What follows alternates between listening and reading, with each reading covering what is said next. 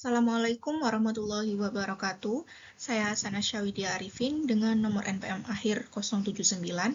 Di sini saya ingin memaparkan hasil uji analisis saya yang berupa pengaruh uang saku terhadap intensitas pembelian di Shopee. Kita mulai dari identifikasi dahulu. Variabel X yang saya gunakan di sini yakni jumlah uang saku per bulan dengan rentang 1 hingga 4 juta rupiah. Lalu variabel Y yang saya gunakan adalah intensitas pembelian di Shopee dalam 1 bulan dengan nilai 4 skala Likert, di mana nilai 1 menunjukkan tidak sering dalam melakukan pembelian. Lalu jumlah responden yang saya dapatkan adalah 44. Ini adalah statistik deskriptif saya yang saya dapatkan. Di sini di sini terbukti bahwa rata-rata yang saya dapatkan ini dalam jumlah uang saku 1 bulan rata-ratanya 1,4 juta. Lalu untuk intensitas pembelian di Shopee dalam 1 bulan ini didapatkan rata-ratanya 2,441 yang berarti menandakan jarang untuk melakukan intensitas pembelian di Shopee. Lalu di sini saya menggunakan uji Mann-Whitney-U karena hasil uji analisis saya ini tidak merupakan variabel yang dependen, jadi tidak bisa untuk menggunakan uji Z atau t-test. Nah, di sini hipotesis yang saya gunakan H0, tidak ada perbedaan intensitas pembelian di Shopee antara mahasiswa dengan uang saku rendah dan mahasiswa dengan uang saku tinggi. Lalu H1-nya ada perbedaan intensitas pembelian di Shopee antara mahasiswa dengan uang saku rendah dan mahasiswa dengan uang saku tinggi. Jadi manfaat saya menggunakan uji Mann-Whitney-U ini untuk membuktikan apakah ada perbedaan intensitas pembelian di Shopee antara mahasiswa yang memiliki uang saku rendah dengan mahasiswa dengan uang saku tinggi, seperti itu. Nah, di dalam menggunakan uji Mann-Whitney-U ini dilakukan rank. Di sini mendapatkan rank rendahnya ini 872,5, sedangkan R2-nya 117,5, U1-nya 111,5, sedangkan U2-nya 11,5, dan yang dipakai adalah yang paling kecil, 11,5. Lalu mean yang didapatkan 61,5, Z-nya adalah min 2,33, dan p-value-nya adalah 0,0199. Nah, kesimpulan yang didapatkan yakni karena p-value-nya lebih kecil daripada nilai signifikasi 0,05, maka H0 ditolak. Artinya, ada perbedaan signifikan intensitas belanja Shopee antara mahasiswa uang saku rendah dan mahasiswa dengan uang saku tinggi.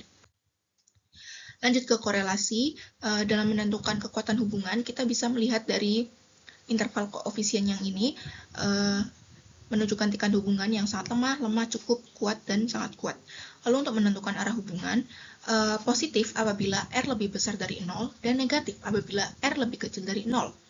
Lalu untuk menentukan keputusan berdasarkan p-value, jika nilai signifikasi lebih kecil daripada alfa, di sini saya menggunakan alfa 0,05, maka H0 ditolak atau berkorelasi. Sedangkan kebalikannya, jika nilai signifikasi lebih besar daripada alfa, maka H0 diterima atau tidak berkorelasi. Nah, ini dia yang saya dapatkan.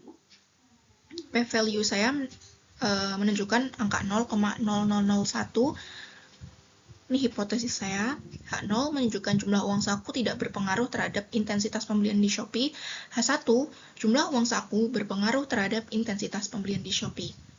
Lalu R menunjukkan rentang 0,40 hingga 0,599 yang berarti X memiliki hubungan cukup kuat dengan Y.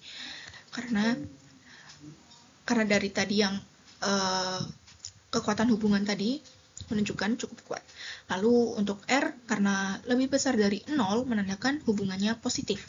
Dan karena p-value-nya lebih kecil daripada nilai signifikasi atau 0,05, maka keputusan yang akan dipilih adalah H0 ditolak dan menerima H1. Kesimpulannya, dari uji korelasi yang dilakukan menunjukkan bahwa uang saku berpengaruh terhadap intensitas pembelian di Shopee. Regresi, di sini ada garis regresi. Ini dia hipotesisnya jumlah uang saku tidak berpengaruh signifikan terhadap intensitas pembelian di Shopee. Lalu H1-nya, jumlah uang saku berpengaruh signifikan terhadap intensitas pembelian di Shopee. R-square di sini menandakan pengaruh uang saku terhadap intensitas pembelian di Shopee yang sebesar 22%. Lalu p-value-nya menunjukkan 0,001298715, di mana lebih kecil daripada nilai signifikasi 0,05, menandakan bahwa terdapat hubungan antara uang saku dan intensitas pembelian di Shopee, sehingga H0 ditolak. Lalu intercept menunjukkan 1,8333 yang menandakan jika uang saku sama dengan 0 rupiah, maka intensitas belanja yang diprediksi adalah 1,8333 dalam skala 1 sampai 4. Lalu koefisien regresi di sini 4,115 kali 10 pangkat min 7 yang didapatkan dari garis regresi tadi, yang menandakan bahwa setiap kenaikan Rp1 uang saku, intensitas belanja naik sebesar 0,00004115, yang menandakan kesimpulannya uang saku berpengaruh signifikan terhadap intensitas pembelian di Shopee, namun pengaruhnya tidak terlalu kuat. Sekian presentasi dari saya, terima kasih, dan wassalamualaikum warahmatullahi wabarakatuh.